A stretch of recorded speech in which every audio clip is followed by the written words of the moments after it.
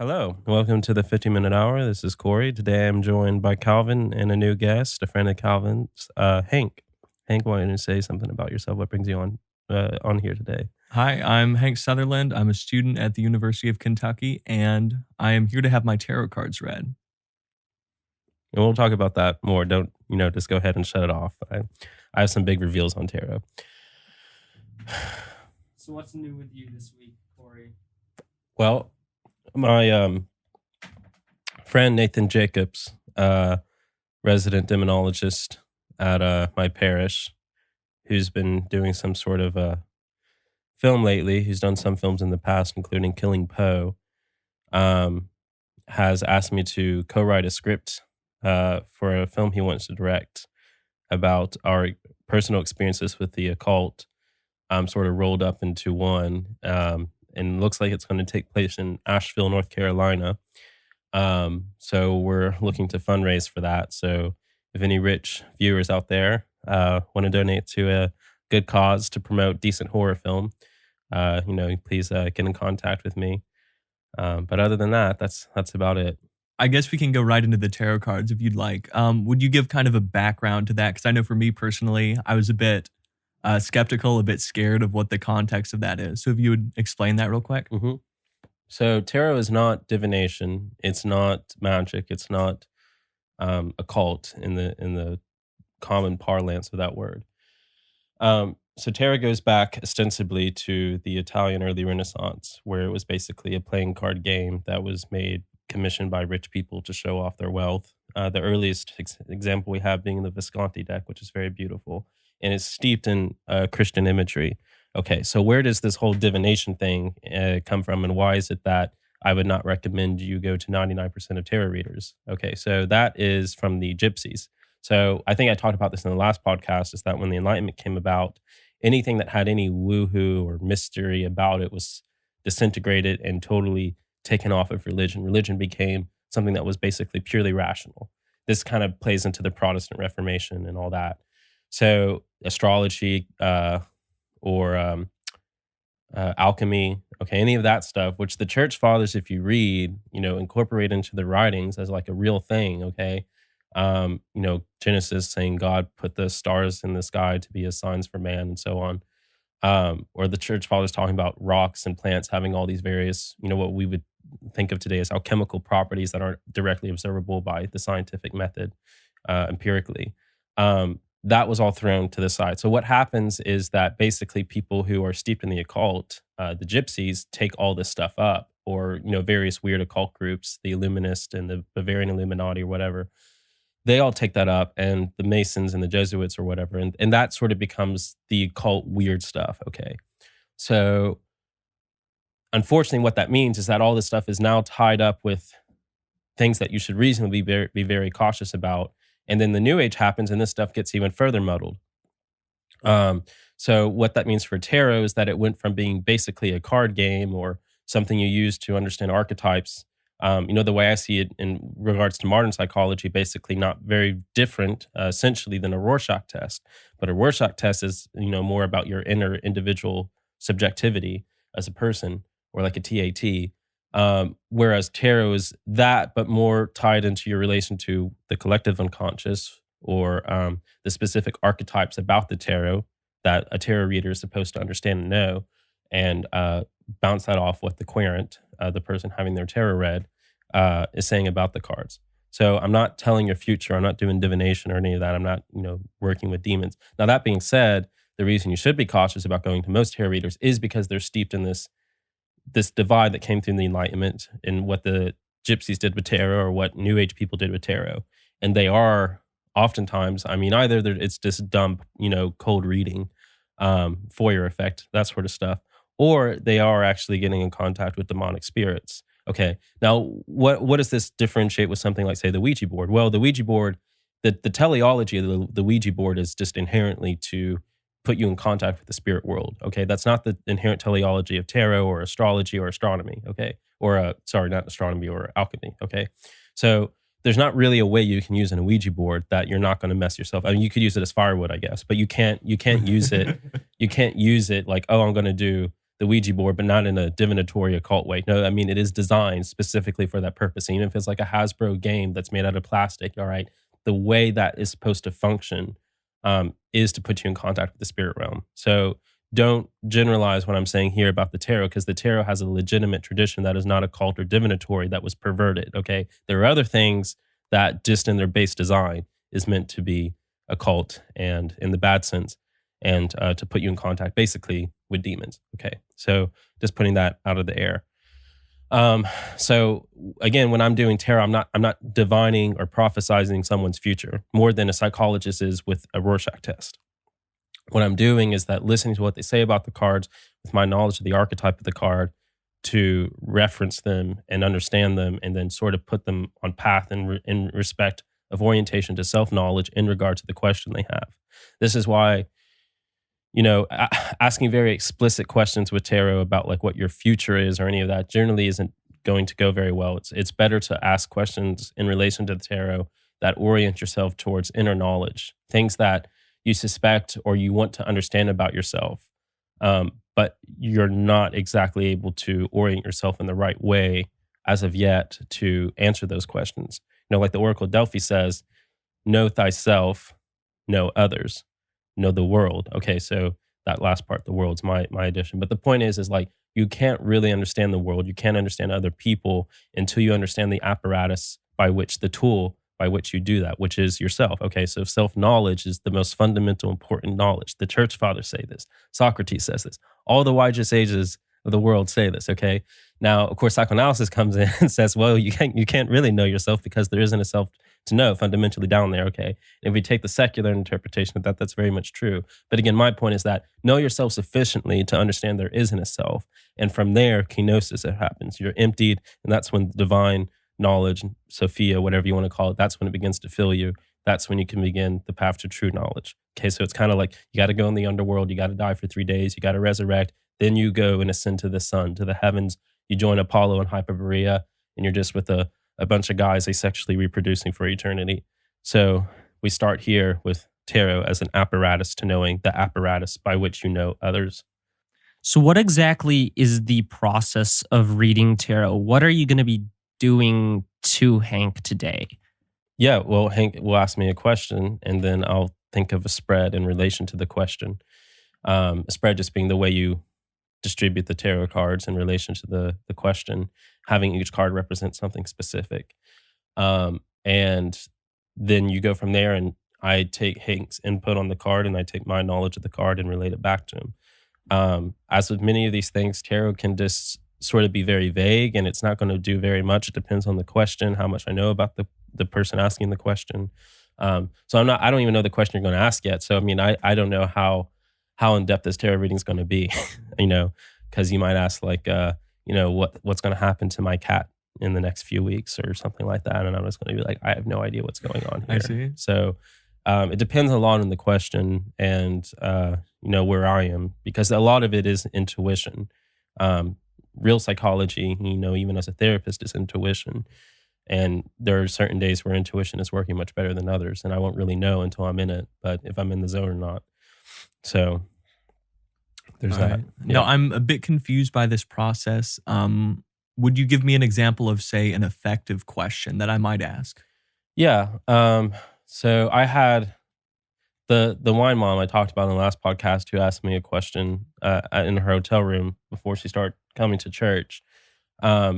She basically asked me where she felt she was heading after telling me this sort of life story where basically she was becoming estranged from her parents, and she didn't know really where she wanted to go. She felt like she wanted to leave, Lexington and go to other places. And she's like, where exactly am I going?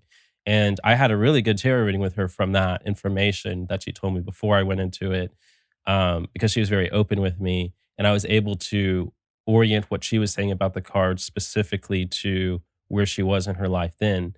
Basically, like I would get one card and I would say like, well, you were telling me this, and she was telling me this about the card, sort of like stream of conscious. You really want to open up your mind to sort of just like stream of conscious, talk about associations that come from the card. I see. Okay. And then when I talk about the card, you do that again. And then we sort of wrap it all up, and we get an idea of where we're going from there. Okay. If that makes any sense. Yeah. Okay. Yeah, I think we can just run with it. And Okay. if I do it wrong, you can just tell me.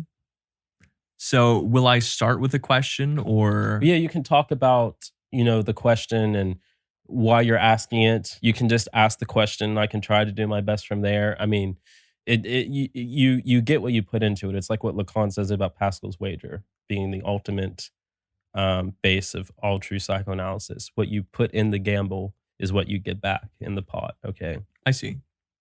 So I guess I'll start similar to the wine mom you were talking about. I've always felt this, I guess, urge to go out of Lexington, being born here. Okay. I felt this urge to kind of go away from Kentucky, maybe even out of the country, and just seeing where I end up. I'm not exactly sure how an effective question to this would be. I guess, will I? Is that a good question? Or? Will you move away from Kentucky? Yes. Let me just orient it more so to what will happen to me. Where am I going insofar I move out of Lexington? Yes. Okay. Because that'll help me more orient it towards not divining your future, but actually looking at your psychological profile in relation to that. Okay. So what I'm gonna think of a spread for this. So you leaving Lexington, where are you going? How is it happening? How's that affecting you? So yeah, so we'll do this. So we'll do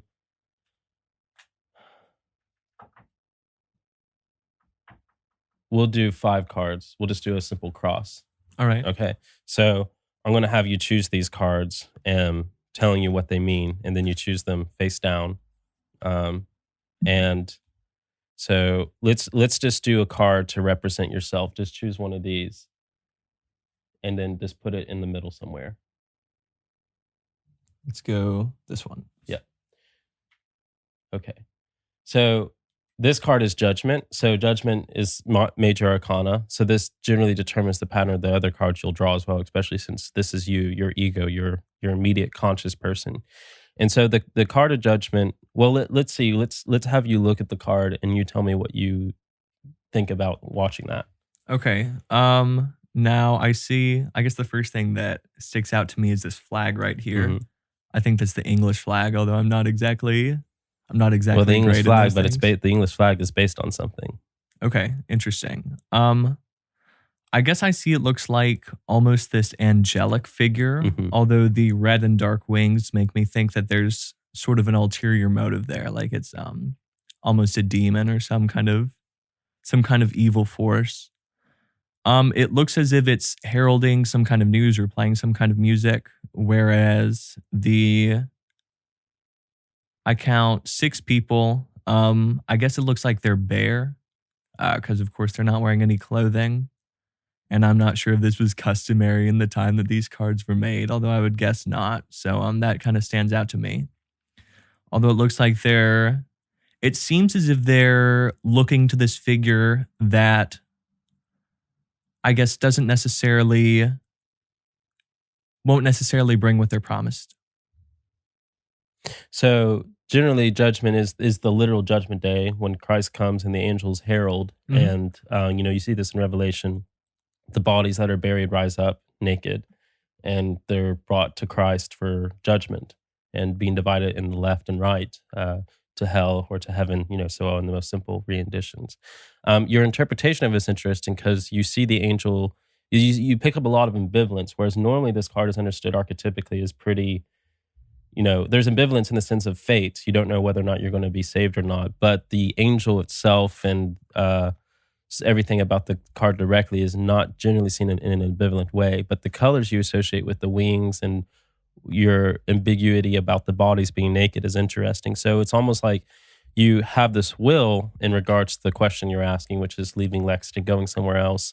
But you have, I think, pretty obvious even before we drew this card, some hesitancy or ambivalency about what that could lead to. And then I think since this is the ego card, that ambivalency is going to carry over no matter what you do. Sort of like what Kierkegaard says, by all means marry and you will be miserable. By all means do not marry and you will also be miserable. So there's a sense of regret, whatever you do. And you have to understand what how am I going to go beyond regret? How am I going to embrace my fate? Amor fati, as Nietzsche will say. How do you actually, because whatever you end up doing, insofar this ambivalency will carry over, it'll haunt you. And so I think fundamentally, the more essential question is not even whether or not I should, but how do I deal with conquering my regret, regardless of my decision in either case. Okay. So let's look into that and following the rest of these cards. So let's do a card that actually represents Lexington. Okay. All right. And since this is where you're coming from, we'll put it in what's typically understood as the past or before the ego, which from your orientation Would be towards you. Well, no, left or right. So it'll be left. Right. Your left. Yeah. Okay. So what do you see in the Ten of Cups here? Now, should I keep the question in mind, or should I just kind of go freely associate? Go to the question, whatever you feel is comfortable. Doesn't really matter here. Yeah. No, I'm not super close to it. Although from my point of view, it looks like a family of 4, husband and a wife, kind of on this farm plane. There are 2 children playing. I'm guessing a boy and a girl, but I really can't tell from this. It looks like they're standing on some kind of field that doesn't necessarily look as grown, as beautiful as the rest. Like there's a river or a stream on the left. There's a green field, whereas they're standing on more of, I guess, trodden land. Mm-hmm. Although I would guess that this is also all a part of their property. Mm-hmm. So I'm not exactly sure what this represents. Mm-hmm. I think I see a red house in the background and, of course, plenty of vegetation, some trees. How do you think, one by one, tell me, what do you think these people are thinking? I think the children are just playing. It seems like they're just having a good time. They're in the moment. And I'm going to look a bit closer. Mm-hmm. I don't know. I almost get a sense of arrogance from the family. Really? Almost. I'm sure you've heard the poem of Ozymandias. Look at this. Look at my works and despair. Although I almost see they're saying, hey, look at all we have. All of this green pasture land. Okay. I love your interpretation of the card so far, of both of these, because you pick up on a shadow that's inherent in even positive cards. I mean, this is arguably one of the most positive minor arcana cards in all of tarot. Okay. It's often understood as ideal, happiness. You've attained the fundamental end of all your desires. You have land, you've prospered a family. This is Job after God returns to him doublefold all the things he took away. Okay. So, but you say 2 things that stand out to me. One, you say trodden land, which is interesting because I think that's very significant in what you're saying, how you feel about Lexington. It's something you feel you've thoroughly explored, and there's not really much else to look at, which may or may not be true. Maybe Lexington actually holds a lot of things you're not even aware of yet, like symposiums, Yeah. So there's this. But right. So then you see the kids as being happy, but then you see this parental figure, which I'm going to understand to some degree relating to your own parental life, to your attitude towards your parents. But you see them as arrogant, like almost as if the way your parents look at you is just an extension of themselves, and they have a certain arrogance in relation to that. And maybe to some degree, that's also what is pushing you out of Lexington, because you want to break free from being in a mere extension of your parents and actually establish your own identity. And as long as you're in Lexington, it's difficult to do that because you're still just an extension of your mother ego, extension of your father's ego. You're not your own ego yet. You're not judgment. You're not someone who has rendered final judgment for who you are as a person. You remain merely this kid who's just playing around in trodden fields, right? So that I think is interesting, because that says a lot about your impetus for actually leaving Lexington.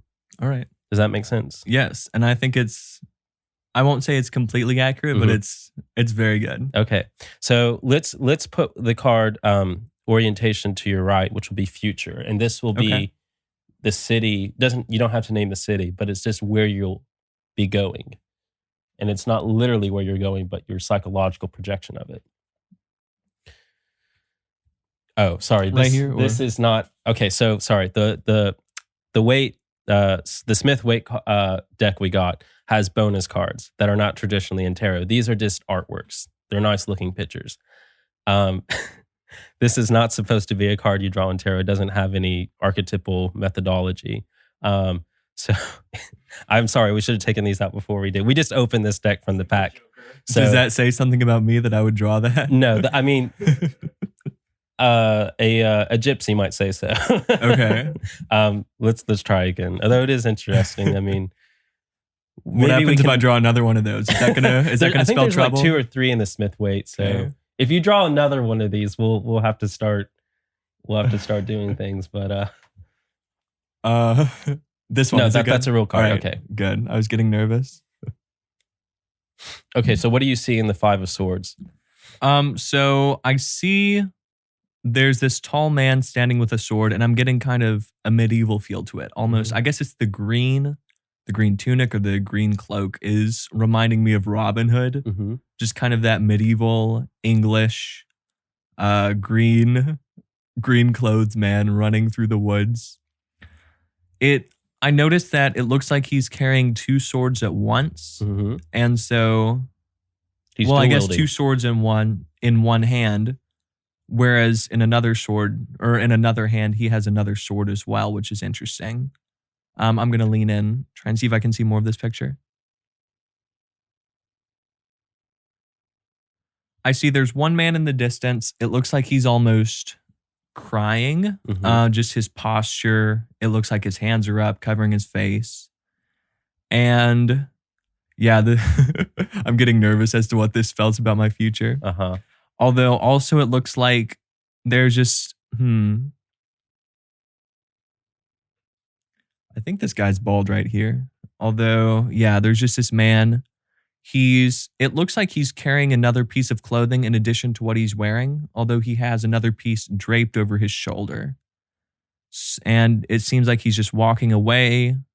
Maybe the giant red-headed green-clothed man is scaring him off or something. But yeah, that's what I see. Would you like me to elaborate more or? Well, let me say something. You can elaborate from there. So the archetype of this card is usually like what's called a Furic Victory, which is when you've won the battle, but at such a great cost, it would have been better or just as the same if you lost or didn't go into battle at all.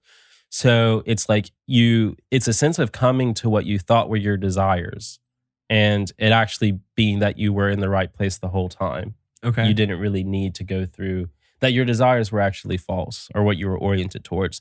And it's a sense where this guy had good friends and he sort of challenged them to a duel or something went on. And he's won the duel and he's happy about that. But, now his friends are sort of distraught and their pride is wounded. Right. And he has 2 swords, like it's like that meme, why does, Jack, why does your mom let you have 2 hot dogs, But it's like now the friend is all bitter and, so you've won this at what cost? So you're saying about the one guy having clothes and then he's carrying an extra pair of clothes. I don't think I've ever actually noticed that before. That's interesting. It's almost like these friends you sent away, you've given him 2 cloaks to wear. It's like if someone asks you to go 1 mile, go 2 miles. If someone asks you for a cloak, give them your coat and sword and everything. And you've kept 2 swords to yourself, but you're like, yeah, you can have these dumb, unsharpened swords or whatever. But they don't even want them. They just drop them on the ground and leave. All he takes is the cloak. So you sort of strip people of their phallus, of their sword, their pride, their actual means by which they penetrate into the world and defeat their enemies and over. So it's like you're moving to wherever you're going is at this great expense. And these people can be understood literally as actual people in your life, or they can be understood as aspects of your psyche or your personae. Mm-hmm.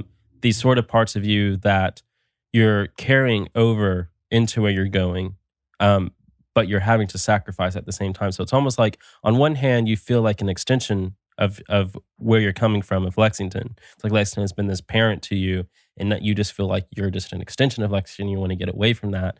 But at the same time, there are valuable parts in that extension that you are sacrificing in moving away from it. I see. And what I was talking about earlier with this ambivalency that's going to haunt you, whether you stay or go, it seems especially if you go, because that ambivalency intensifies as you move away from that extension. That extension in some way is a psychological safeguard for how you're dealing with that ambivalency. And when you leave that chain breaks and now you have to deal with it all on your own. All right. If that makes any sense. Yeah, it does. Okay.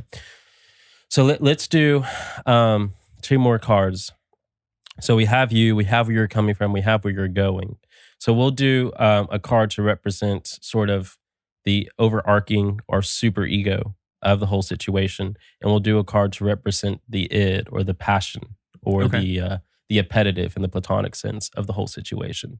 All right, so these will tell me something about your more occult desires, which is to say your hidden desires. Which one do you want to do first?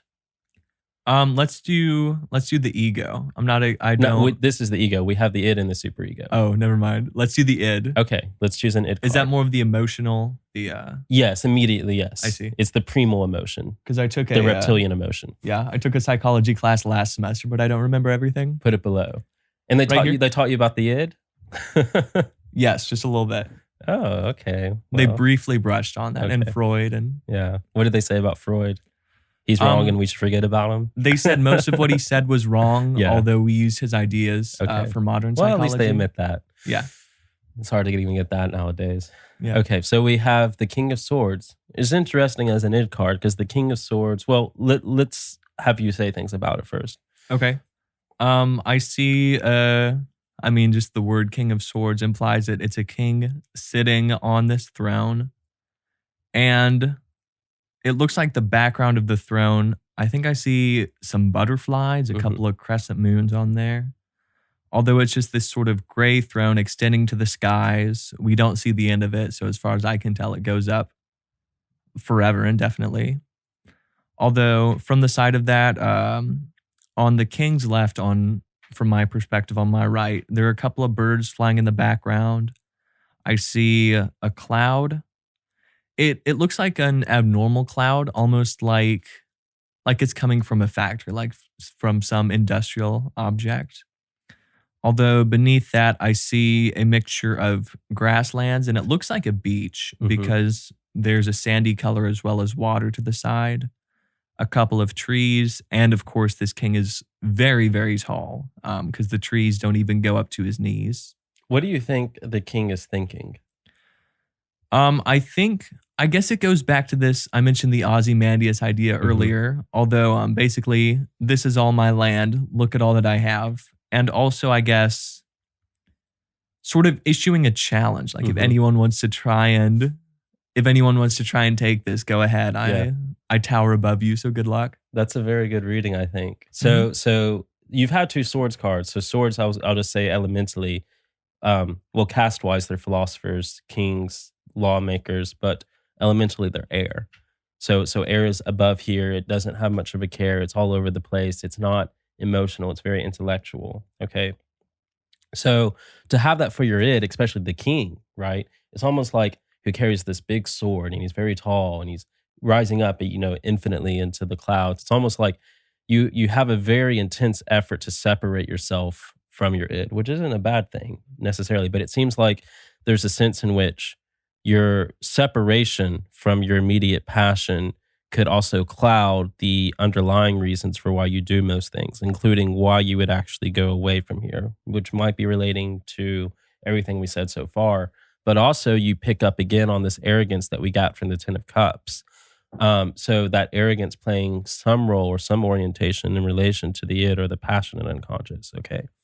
And then you were talking about the king issuing a challenge. So it's almost like in relation to the judgment or to the ego that you feel that in order to properly individuate, you have to make a contest. You have to stand up and challenge these people who are coming to you, which could be understood again as literal people, as we have with the Five of Swords, or actual aspects of your psyche. So it's almost like you have these various personae within you that you're sort of challenging. And again, moving away seems to just sort of put them off so you don't have to deal with them anymore, which is already what it seems to be going on here as we are here and present with something like the King of Swords, which is already sort of like, I have all these lower passions and desires beneath me, but I don't need to concern myself with them because they're my subjects. I am ruler over them, which again is a good attitude. It's a very platonic, it's very patristic church father attitude. Like my desires are beneath me and I'm the ruler over them. But at the same time, there's a shadow to this, which is where if we take that arrogance too intensely, if we don't recognize the shadow or these inferior subjects within ourselves and the role they actually do play within ourselves, if we push them off too much, we fail to see how they inevitably do control us, no matter how much we consciously try to get rid of them. Okay. And so this is a sort of wary card, I would say, in respect to it's a good orientation to have while simultaneously not getting too engrossed in it. And so far, you still have a conscious awareness of knowing yourself in relation to your passions and desires. Hmm. Does that make any sense? Yeah, it does. Okay. So we'll do the superego card and then we'll sort of do an overall reading and we'll see where you feel about that. All right. Okay. I'll go for the top one. Okay. Just mix things up. Is this a good one? Yeah, let's go with that. All right. So wands. This is the first wand. We go from a king to a wand, so that's interesting. Okay, so what do you see here? So I see, of course, there's a hand. It looks kind of ghostly just because there's no color to it, holding this stick. I guess my initial thought is the traditional grandma saying, "Hey, go get me a stick. I'm gonna whip you with that." Yeah. Although I also see there's life on that stick. There's some vegetation sprouting from it, and I'm interested by this cloud, because if the hand on the photo were more so to the right, then that would imply that there's more of an arm to it. Although this cloud just insinuates that this hand and this wrist is coming out of nowhere, from thin air. So I'm interested in that. Also, of course, it's very large. The trees are in the foreground, very small. Barely even the size of one of the fingernails on this hand. I'd like to take a closer look at that object in the background. Yeah, pick it up.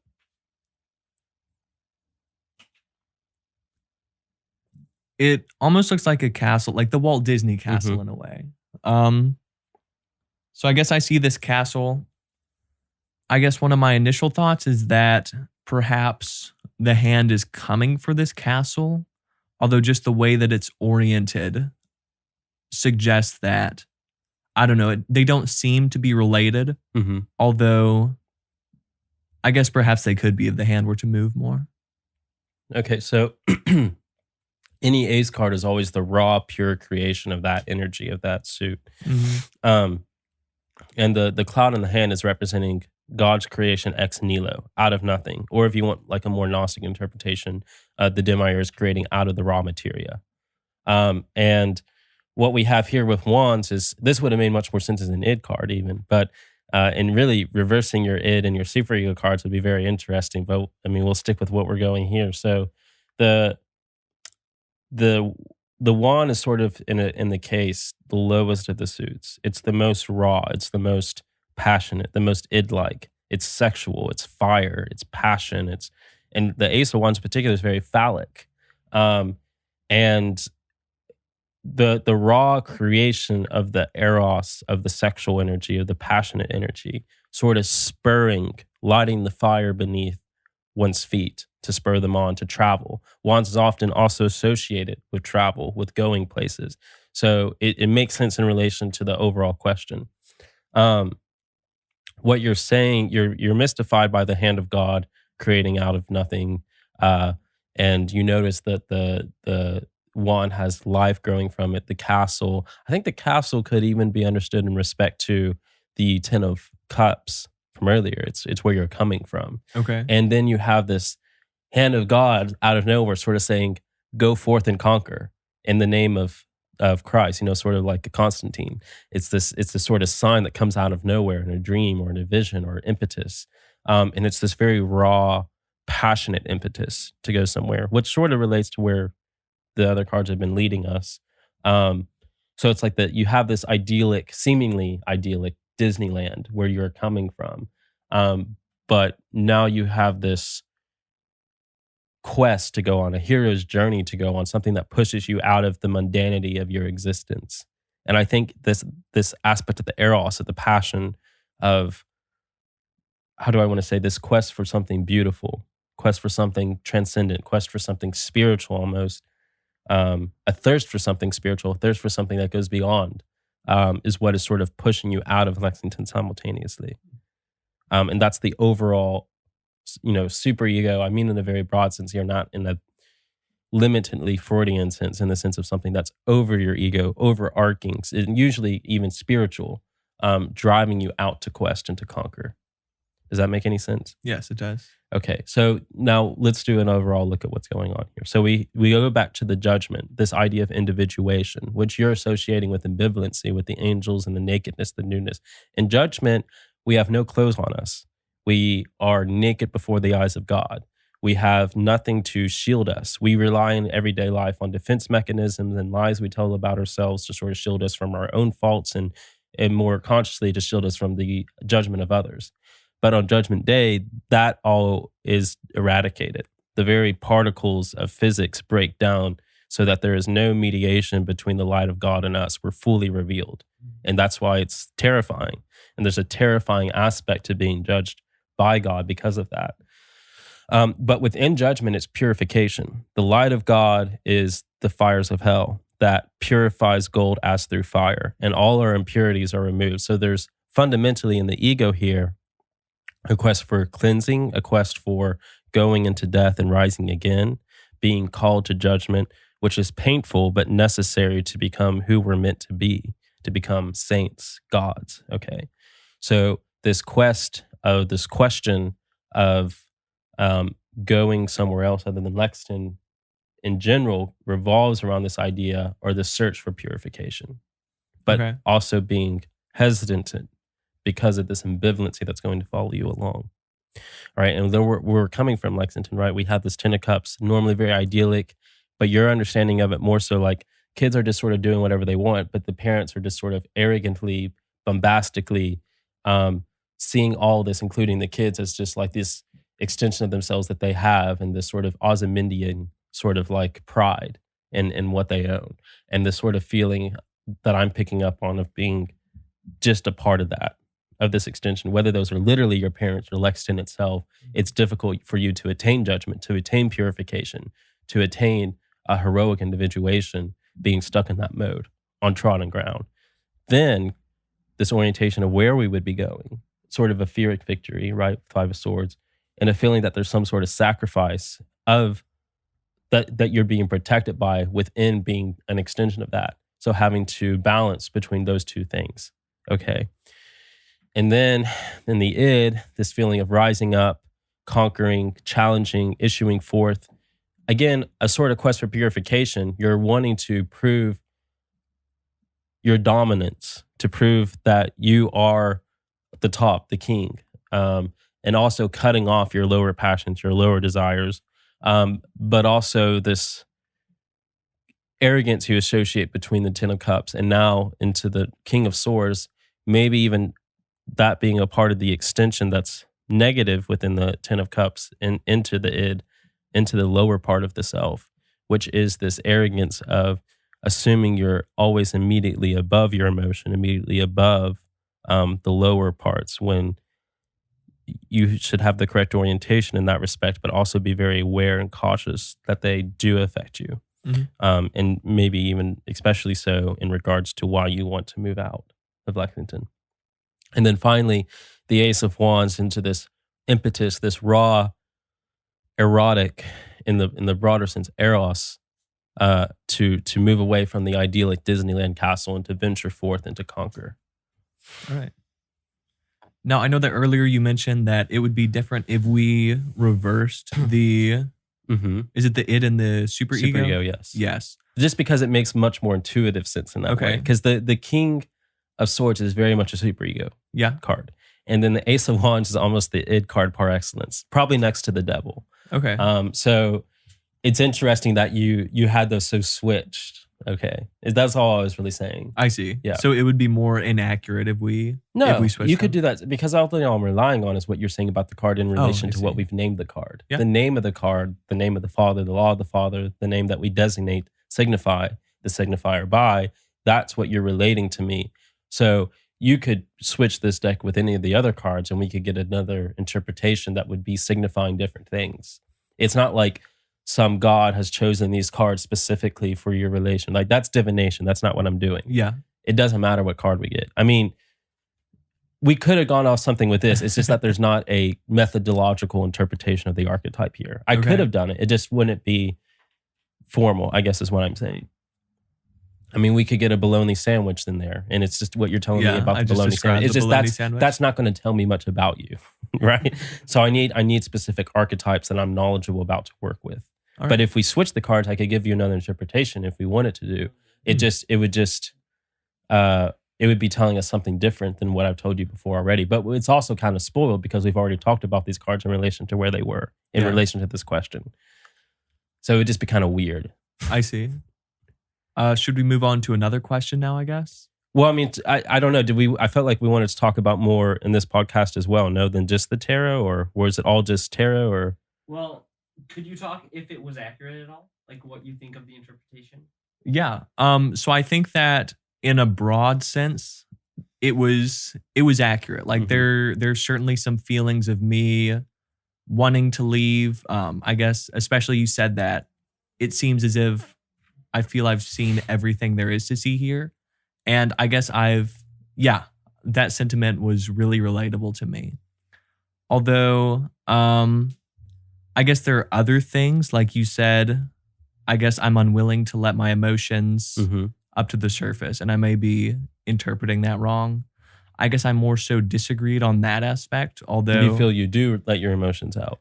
Yes, and of course it depends on the context, it depends on the people. Although, I think generally it was a very accurate description. Yeah, I mean, at the end of the day, it's sort of like you're telling me things like I like to eat pie, and I'm saying, well, you're a pie eater. It's really not that spectacular. Yeah. What tarot really does, like a Rorschach, is sort of to break the ice between an analyst and an analyst. I see. In the psychoanalytic context, I guess. But it is a nice, like, fast-paced, even fast food way to look into a person's identity or psyche. It's really not that amazing or spectacular of a thing. But people are always very interested that I know how to read tarot. And so people have asked me, and I guess Calvin and Jacob wanted me to do a live reading. So here we are. How would one learn to read tarot? Like if I were to get my own deck, how would I learn to do this? I do want to say also about my past with tarot. So I was actually trained, I was trained by several tarot readers. But the main one was, who trained me personally, was a Kabbalist. And he would actually sit around Washington Square Park in New York City and wear a wizard's cap. If you've walked around Washington Square in the past 10 years, I'm sure you've seen him. And he was the one who really formally trained me. And I'm not a Kabbalist, so I don't use the same methodology. But I was trained in an esoteric occult tradition. But that being trained in psychoanalysis, that isn't really the methodology I took it to. So I sort of made my own methodology of tarotic interpretation. And tarot can be used in all sorts of methodologies: numerology, astrology, astrophysiognomy, the sort of gypsy divine occult BS, where it's like very specific meanings, like a 3 of cups, you're gonna, like, your wife is gonna cheat on you and you're gonna have, So like very specific meanings, right? Okay, that's like what most people think tarot is, okay. And then I also started going to a tarot club in Brooklyn at this metaphysical store, where we would do things like watch Pinocchio and give Gnostic interpretations of it. That was a lot of fun. And I would say, though, that my main influence in tarot, and definitely the book I recommend, because most of this stuff is going to be so poisoned by New Age rigmarole, is Valentin Tomberg's The Meditations on the Tarot, A Journey into Christian Hermeticism. So Tomberg was someone who was trained in the Thelemites sort of occult school, Blavatsky, all that sort of stuff, and converted to Catholicism late in his life and became a hermit, basically a monk. And he took all of his knowledge of the occult and Hermeticism and sort of put that into the line of patristic Catholicism, and in a true alchemical way. And he did a brilliant job of it. And this is a book I would recommend to people who are not even interested in the tarot, because it's only ostensibly superficially about the tarot. Which is to say, it is exactly about the tarot, because the tarot isn't about the tarot. The tarot is just a means of accessing deeper esoteric hermetic knowledge. And so what he does in this book, he takes all the major arcana and just ostensibly starts to talk about what's in the card. But then he'll start talking about Hegelian metaphysics, and Catholic metaphysics, and various saints, and the Bible. And he'll go through all these meandering meditations and then relate it finally back to the card. And it always relates back to the card perfectly. And in order to understand the minor arcana, you really, if you're learning tarot, you should just take all the minor arcana out of your deck and put them on the side. And if you want to read people, just read with the major arcana, because the minor arcana, the understanding of the minor arcana descends in almost whatever tarot methodology you're using. It descends out of the understanding of the major arcana. And the major arcana are the essential archetypes of the hero's journey. It starts with the Fool, and you end up in the world. Ultimate individuation, which is to say, understanding the Godhead within oneself and going through theosis and returning to the divine, feminine, masculine within ourselves. Okay, so that whole process you understand through reading mythology, through reading history, through reading philosophy, through reading spirituality. The tarot is a relation, basically an essentialized language for all of that. And that's why that book is so foundational and so good at really penetrating into that deeper insight. Now, it is a bit dense, but a lot of it, even if you're not trained in philosophy, you can get a lot out of it. It was originally written anonymously, and his name as Tom Berg was only revealed later. But that would be the go-to place. Once you feel comfortable with understanding the major arcana out of a book like that, and sort of picking up your own intuition and reading other people, then you can start to just Google tarot stuff, and you're going to come across a lot of New Age BS inevitably. But once you understand it sufficiently, you're able to discern what is valuable and what is true from just the weird Fourier effect BS. And at that point, you can actually start to safely peruse, I guess, the weird, top 10 Google result page stuff. And you'll start to find your own resources you go to that you rely on and you trust. There are tons and tons of tarot books out there. And I just feel the safest foundation is in Tom Berg's. Now, would you, to demonstrate the New Age BS, as you call it, would you give us a New Age BS interpretation of those cards relating to Hank? I'll do something very quick. I'll just like to demonstrate how. Yeah, so these aren't necessarily legitimate. I'm just going to sort of pull these out of my ass here. Okay, but so judgment is like, oh yes, you need to take this medicine. Okay, you need to go to this location here, and you need to sacrifice a pig. Okay, and then your wife won't cheat on you anymore, and you can get all the winning lottery numbers. Okay, and you see these swords here. Yeah, your friends, they're trying to backstab you. Okay, so what you need to do is poison their children. Okay, and you got the 10 of cups here. So what you need to do, you need to go and buy this farmland. Okay, with the money you get from the victim money of killing your friend's children. Okay, and then you have to release the sexual passion. You got too much of your sperm. You need to choke the chicken, as they say. Okay, and then you got this king here, and he's all like, oh, do this, do that. Well, that's your boss at work. And you really need to put him in his place. Maybe poison his children. All right, so buy a pig, sacrifice it, get some poison somehow. I'm being a bit facetious, but I mean, this is basically what it boils down to. Yeah. Interesting. Have you ever personally experienced any of those encounters? I did want to say this. So when I first started reading tarot, when I was in New York City, I went to a speakeasy called Brazen Head, which was just like the best place ever. And I would just sit in the back and read tarot. And basically, it was a speakeasy owned by this book collector who was basically the reincarnation of Hemingway. He just smoked a pipe and collected books.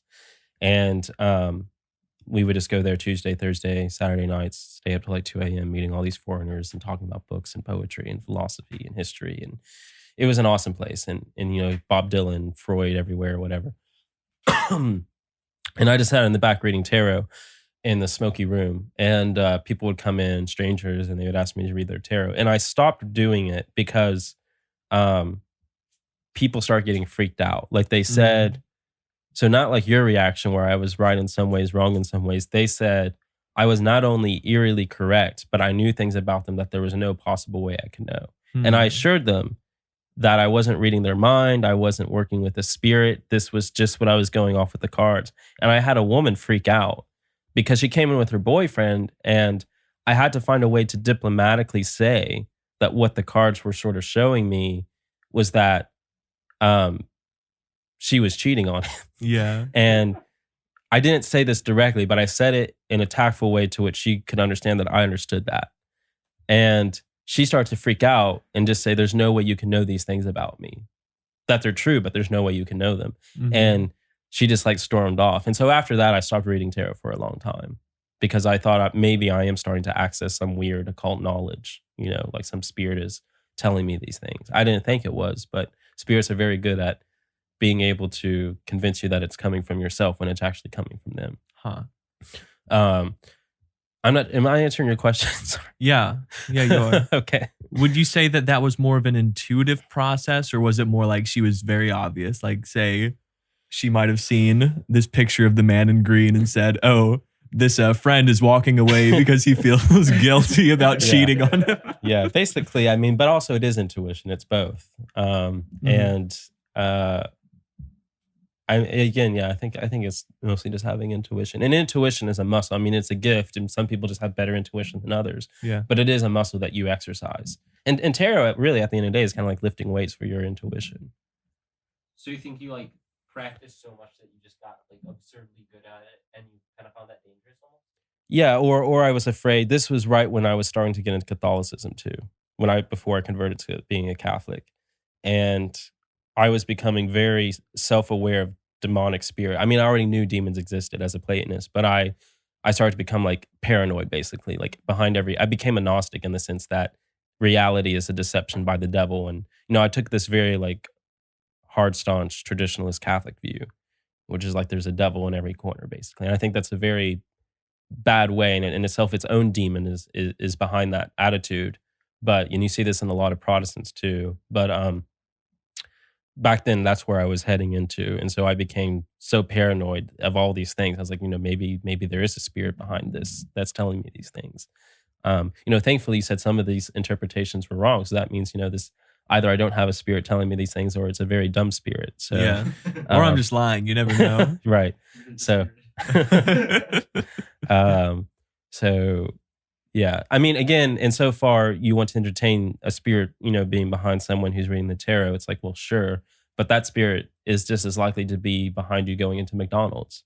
You're no more likely to get possessed by what I just did here than you are going into McDonald's. Many people do get possessed when they go into McDonald's. They get possessed by mammon. They get possessed by the demon of gluttony. Right. So is that just when you order a specific thing? Should I stay away from the McRib or? No, if anything, the McRib is an exorcism.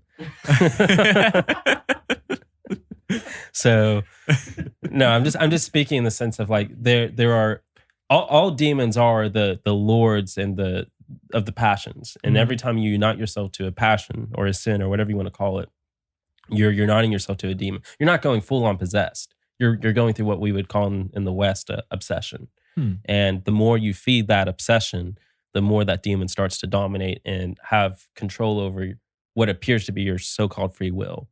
But we often do things that is really just a demon suggesting something to us. And the more you commit a certain sin, the more you align yourself to be entrapped in that demonic deception. And the more that your will stops to be free. But often the people who think they're most free are exactly the people who are most slaved. Because especially in the West, we have this idea of freedom as being able to do what we want to do without these limitations, being your own boss or whatever, or not having to worry about religion and religious morals. This always ends up translating into being more and more enslaved by these passions, mostly unconscious, that we're not even aware of. From a purely psychological point of view, to say nothing of metaphysics, and just to say anything metaphysics, to say, well, it's actually we're just doing the whims of all these demons that we fed through our passions. Yeah. Now, I don't want to go off topic or anything, although you did, it seemed like you were lumping passion and sin as being synonymous. Yes, they are in the Church Fathers. Although we have to understand what the Church Fathers mean by passion, because it's not exactly easily translatable into the modern connotation of passion. If someone paints and is very good at painting, I might say you have a true passion for painting. Is that what the Church Fathers are talking about? No. When the Church Fathers say passion, they mean it from the Greek, which is to say to be acted upon. Okay. So basically, we're always impassioned. We're either impassioned by the energies of God or we're impassioned by the energies of demons. There's really no middle ground. Okay. Most people are both. Well, everyone's both, but most people are more overtly both. Okay. And passion is these raw emotional energies that come from the fall in which we're subjected by nature. So before the fall, Adam was, this independent black woman who need no man. He doesn't need Eve, right? He's the reason some of the fathers say that God even creates Eve as a helpmate is insofar God foreknows that Adam would fall, which is to say, if God knew Adam wanted to fall, he never would have created woman out of Adam. Adam would have always remained man and woman. He would have remained, for lack of a better word, as a hermaphrodite. But because God foreknows the fall, he has to create a helpmate. So Adam is not independent.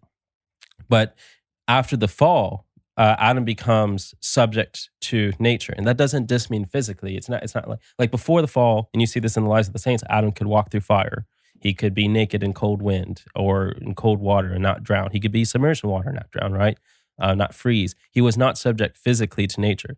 The other aspect is that he's not subject emotionally to nature. In at the very least, modern psychologists are correct when they talk about the degree to which our everyday psychology is affected by our diet, the chemicals in our head, the sort of pills we take. Okay, that isn't the only thing, but that's definitely something there. But what they fail to understand is that that's only true because of the fall. Before the fall, Adam wouldn't have been affected by drugs or his diet or any of these psychologically. I mean, he wouldn't be affected by these things because his mind itself was not subject to nature. Okay, so after the fall, our minds are very psychical, spiritual being. They're really the same thing. Become subject to natural, physical elements, chemistry that acts upon our bodies. And these passions begin to control us. And when we feed that passion, these desires that are not unified to God, to the energies of God, that's what the fathers are really talking about with passion. So it's not, so yes, passions and sin are synonymous, but passions in this context is not exactly synonymous with passions in the modern word, if that makes any sense. Yeah, it does. Yeah. And by all means, go off topic. I mean, that's what we do in this podcast all the time anyway. So nice. I think we are at the end of the 15 Already? minutes. We are. Oh my goodness. The recording's been 57 minutes. Okay, wow. Okay. But I mean, obviously some of that was before we started talking. So it'll be about 50 minutes. So any closing remarks from either of you?